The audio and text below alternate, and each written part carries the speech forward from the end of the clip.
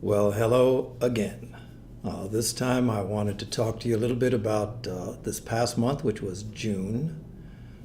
Obviously, right now, as we find ourselves moving into July, this is kind of the really busy time of our year with our Summer National Convention coming up. And also our Theosophical Order of Service International Conference immediately following it. So it's a busy, busy time. All good things, and it's going to be a very well attended convention. We have probably about 40 people coming from overseas this year, mainly for the International TOS convention conference that'll follow. So I'm going to tell you about a few different things, although I did find myself thinking before doing this one that each month when I do this little blog, a lot of what I tell you about are special events or celebrations or different things that have happened or where I happen to be and had a camera. That's largely one of the standards. And sort of the reporting kind of follows me wherever I happen to be. I have to recognize, though, that a lot of what we do here is not captured in this blog because there's just so much going on. We have just a full and complete line of classes, programs, groups that meet. We have some wonderful high-level theosophical presenters that are operating right out of here. And so those are things that sometimes go unnoticed. But that's really the work that we tend to do here. So much of what I end up telling you about is just my own personal involvement, and it's sort of sometimes I view it as the fluff of what's going on. But it's good fluff, so I want to always share it with you. So anyway, this month we had a whole bunch of things, and take you right into it. A number of celebrations of different sorts were had here. So that's going to be a lot of what you see here. Next time you see this, you'll be seeing photos from my trip to Brazil, which I leave for tomorrow for their international conference and Luso Hispanic conference as well. So right now, let me just take you right into our celebrations. So with summer finally in full swing, my wife Lily and I decided to have the staff over and just have a little backyard affair during the break time. I say my wife Lily and I, and you should know that that means my wife. So anyway, everybody came over, and it was actually quite a lovely day, one of those mild type of summer days that you get here in the Midwest, and just had a chance for some of the things that my wife baked and friends to come and children, and just share in the outdoors and just in the conversation. It's very different somehow when you step outside the doors of the building and step into a more floral setting. So anyway, we enjoyed ourselves that afternoon. That was followed up by, shortly after that was a campout that happens every year. The Order of the Round Table gets the kids together and the parents and camped out right outside of our building on the north side there. Marshmallows were roasted, of course. The kids came out and they brought tents and of all different varieties. One of the most amazing cars I've ever seen was that had about 9 kids in it. And Mark Remick, who he and his wife Kim take responsibility for this every year, and he's the s'mores master. For those of you who don't know what a s'more is, it's graham cracker, chocolate, and toasted marshmallow, all squashed together and consumed in great numbers by the kids. I had one myself. It took about a day to recover, but it's required. So anyway, the kids got out, they sang songs, they told stories, and they sat around the campfire and enjoyed themselves late into the night and then on to the next morning as well. Father's Day followed right on the heels of the campout, and we had a lovely get-together down in the lunchroom. All of the ladies got up and read some profound or witty quote about fatherhood. The one that I remember is the one my daughter read, which said that fathers are people who have pictures in their wallets of their family where money used to be. During the month of June, we also had a celebration, which was one of those ones that you have mixed feelings about. for Jeff Gresko, who is leaving us after 26 years on staff, doing virtually everything here. It was put together and hosted by, emceed by Pat Griebler. Here's Jeff with Maria Healy and Rosa Quinones, who have worked in the housekeeping staff, over which he was head. Here's Rosa with her family, who Jeff has watched grow up from when they were little bitty kids. Anyway, the event, part of the thing it featured was people getting up and actually sharing some of their many memories of Jeff's time there.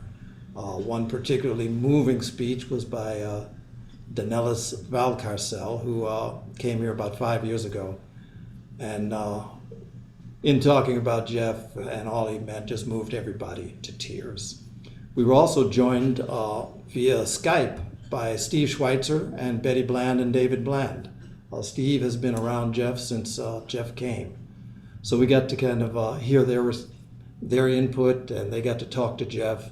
Steve Schweitzer actually capped the program off at the end with some very, very heartfelt and profound words, really just saying how much Jeff will be missed, but the opportunity to have served something as great as the Theosophical Society has been a wonderful opportunity.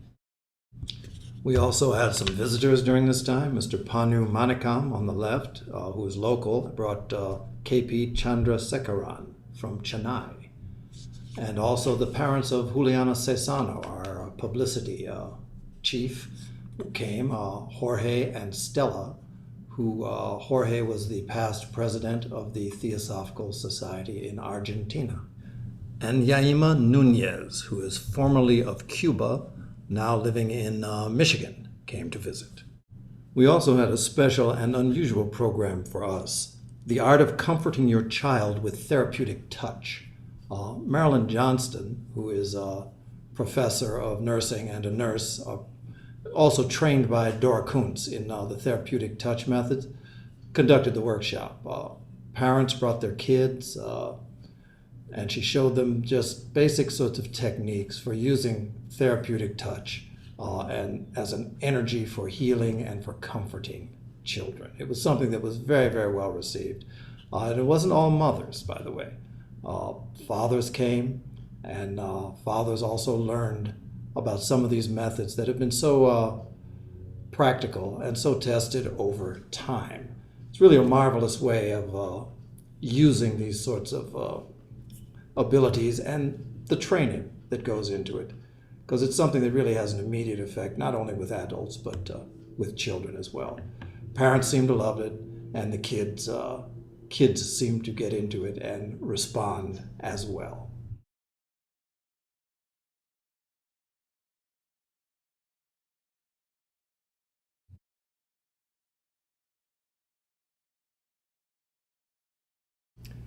One of the more difficult aspects of bringing news is when the news you bring is not good. I wanted to share with those of you who, many of you probably do remember and know, Karole Kettering, who died on June 21st, right on the summer solstice. Many of you will remember her as the wife of Floyd Kettering, who is currently our national treasurer and served for 37 years in various capacities, from chief financial officer to running the TPH book operation. She had a massive stroke and made it for about a week, but she died. It was very unexpected.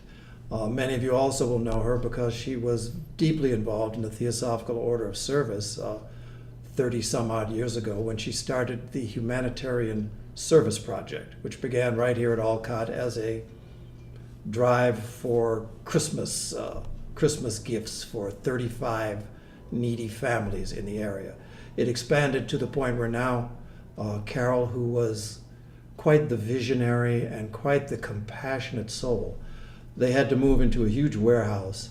They have an enormous operation that services DuPage and Kane County, not just with Christmas gifts, but she evolved it into programs that provide food for elderly who are unable to provide food for themselves at this point. Other sorts of food programs where needy people get food during the course of the year, not just on special occasions.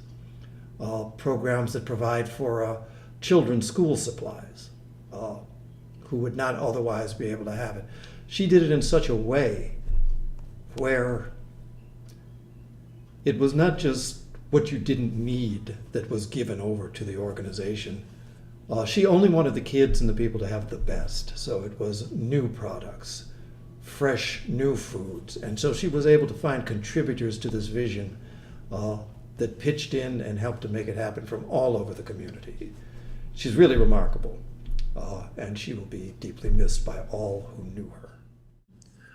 Throughout their 50-year marriage, Floyd and Carol always functioned as a team. It was always wonderful to see them together, and quite the outstanding couple.